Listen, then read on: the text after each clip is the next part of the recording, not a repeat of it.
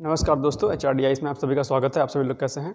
देखिए, आज हम लोग ज्योग्राफी की आज 5th क्लास पढ़ेंगे और एक महत्वपूर्ण टॉपिक हमारे पास है आज, और टॉपिक का नाम है हमारा वाताग्र, जिसे कि हम बोलते हैं फ्रंट बोलते हैं। क्या बोलते हैं? फ्रंट बोलते हैं।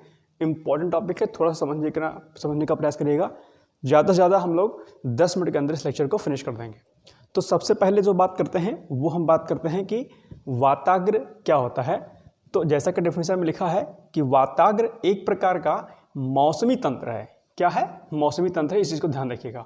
मौसमी तंत्र है जो दो विपरीत प्रकार की वायु राशियाँ, ठीक है, दो विपरीत प्रकार की वायु राशियों से मतलब है एक ठंडी वायु राशि या फिर एक उष्ण वायु राशि, ठीक है। तो दो विपरीत वायु राशियों के अभिसरण से बनता है, ठीक। जैसे कि माना कि ये दो विपरीत वायु राशियाँ हैं, इधर से माना कि ये ठंडी वायु राशि है और ये माना कि आपकी उष्ण वायु राशि है। अब दो वायु राशियों, जब क्या लिखा है कि वाताग्र एक प्रकार का मौसमी तंत्र है जो दो विपरीत प्रकार की वायु राशियों के अभिसरण से बनता है। तो जब दो वायु राशियां एक दूसरे के संपर्क में आएंगी तो इन दोनों वायु राशियों के तापमान और आर्द्रता में अंतर के कारण एक संक्रमण क्षेत्र का जो है निर्माण होगा। इस जगह पर संक्रमण क्षेत्र का निर्माण होगा और इसी संक्रमण क्षेत्र को, यानी कि इस प्रदेश को जो आप देख रहे हैं, इसी को हम क्या बोलते हैं? वाताग्र प्रदेश बोलेंगे, ठीक। यानी कि जब दो विपरीत प्रकार की पवनें एक दूसरे के संपर्क में आती हैं तो दोनों वायु राशियों के बीच में तापमान और आर्द्रता में, यानी कि टेम्परेचर और ह्यूमिडिटी में अंतर के कारण, डिफरेंस के कारण क्या होगा? एक संक्रमण प्रदेश का निर्माण होगा और उसे ही हम क्या बोलेंगे? वाताग्र प्रदेश बोलेंगे, ठीक। बात समझ में आ गई? ओके, चलिए अब एक चीज और देखते हैं इसमें कि दोनों ही गोलार्धों में, ठीक, यानी कि आपका दोनों ही जो गोलार्ध होगा, उत्तरी गोलार्ध और दक्षिणी गोलार्ध, उनमें 60 डिग्री से 65 डिग्री, इसको ध्यान रखना कि दोनों ही गोलार्धों में 60 डिग्री से 65 डिग्री अक्षांशों के मध्य ध्रुवीय पूर्वा एवं पछुआ पवन है। क्या? ध्रुवीय पूर्वा पवन और ये पछुआ पवन के अभिसरण से वाताग्र का निर्माण होता है, ठीक है, दोनों गोलार्धों में। यानी कि वाताग्र का निर्माण दरअसल दोनों ही गोलार्धों में 60 से 65 डिग्री अक्षांशों के मध्य में जो है बनता है। ध्यान रखिएगा। अब जो मेन पॉइंट है वो है कि वाताग्र दरअसल कितने प्रकार के होते हैं? Types of front. तो दरअसल ये 4 प्रकार के होते हैं। पहला वाताग्र हमारा क्या है?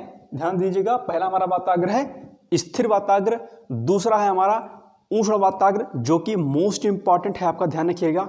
उष्ण वाताग्र जो है बहुत इंपॉर्टेंट है क्योंकि इसमें जो है मौसमी संबंधी घटनाएं जो घटित होती हैं, बादलों का फॉर्मेशन होता है। ध्यान रखिएगा।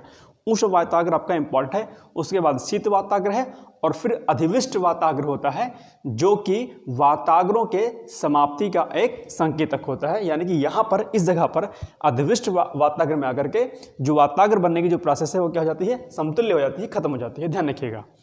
एक एक पर हम बात करेंगे। सबसे पहले हम बात करते हैं स्थिर वाताग्र के बारे में। तो स्थिर वाताग्र के बारे में सेम यही कॉन्सेप्ट है जो मैंने आपको बताया कि जब दो विपरीत प्रकार की वायु राशियां एक दूसरे के संपर्क में आती हैं तो दोनों वायु राशियों के संपर्क में आने के कारण तापमान और आर्द्रता में अंतर के कारण एक जो है संक्रमण क्षेत्र का निर्माण होता है, एक स्थिर जो है क्षेत्र का निर्माण होता है, जिसे हम स्थिर वाताग्र बनते हैं कहते हैं। यानी कि ये शीत वायु राशियाँ हुई, हमारी उष्ण वायु राशियाँ हुई, ठीक। चलिए, दूसरा जो ये महत्वपूर्ण है उष्ण वाताग्र, इसे हम थोड़ा सा समझने का प्रयास करेंगे कि उष्ण वायु राशि या जो उष्ण वाताग्र क्या होता है। तो उष्ण वाताग्र के अंतर्गत क्या होगा कि जब ठंडी वायु राशियाँ और गर्म वायु राशि, यानी कि इधर से आ रही है आपकी कोल्ड एयर और इधर से आ रही है आपकी हॉट एयर, यानी कि जब ठंडी वायु राशियाँ और वायु राशियाँ एक दूसरे के संपर्क में आती हैं तो अगर गर्म वायु राशि आक्रामक है तो ये शीत वायु राशि के ऊपर क्या हो जाएगी? ऊपर अधिरोपित हो जाएगी और इसके अधिरोपित होने से कई प्रकार के बादलों का निर्माण होगा और इसे ही हम दरअसल उष्ण वाताग्र कहते हैं। ध्यान रखिएगा। तो ये इंपॉर्टेंट पॉइंट है, इसको थोड़ा सा समझने का और प्रयास करेंगे हम लोग, ठीक। देखिए, इसको मैं आप लोग नोट कर लीजिएगा। देखिए, उष्ण वाताग्र को एक बार आप लोग दोबारा समझ लीजिए, ठीक। जैसे कि ये आपका क्या है? धरातल का प्लेस हो गया, ठीक। एक सेकंड, ये देखिए, ये आपका धरातल का प्लेस हो गया, ठीक। अब देखिए, माना कि इधर से आ रही है आपकी ठंडी वायु राशि, ठीक, यह हमारी ठंडी वायु राशि है और इधर से हमारी आ रही है गर्म वायु, ठीक। तो अगर ये गर्म वायरस अगर आक्रामक है, ठीक, तो क्या होगा कि ये इसके ऊपर, इस एयर के ऊपर जो है क्या हो जाएगी, अधिरूपित हो जाएगी, ठीक, ऐसे ऐसे, ठीक। और यहीं पर जो है क्या होगा, विभिन्न प्रकार के जो है बादलों का, यानी कि 4 प्रकार के इस जगह पर बादलों का निर्माण होता है। और अलग अलग प्रकार के जो बादल का निर्माण होते हैं, उन अलग अलग प्रकार के बादलों के निर्माण से अलग अलग प्रकार की मौसमी घटनाएं जो है घटित होती हैं।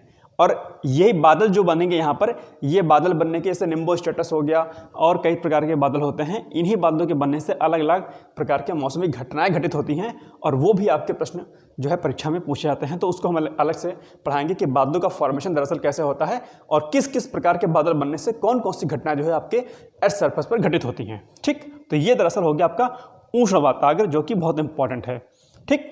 अब बात करते हैं शीत वाताग्र की। शीत वाताग्र में क्या होता है, इसमें भी सेम कंडीशन बनती है कि जब दो विपरीत प्रकार की पवनें एक दूसरे के संपर्क में आती हैं तो शीत, अब इसमें क्या होगा, इसमें उष्ण वाताग्र में उष्ण वायु आक्रामक थी तो शीत वायु राशि के ऊपर अधिरोपित हो गई थी। यहाँ पर क्या होगा, शीत वाताग्र में शीत वायु राशि जो क्या होगी, आक्रामक होगी।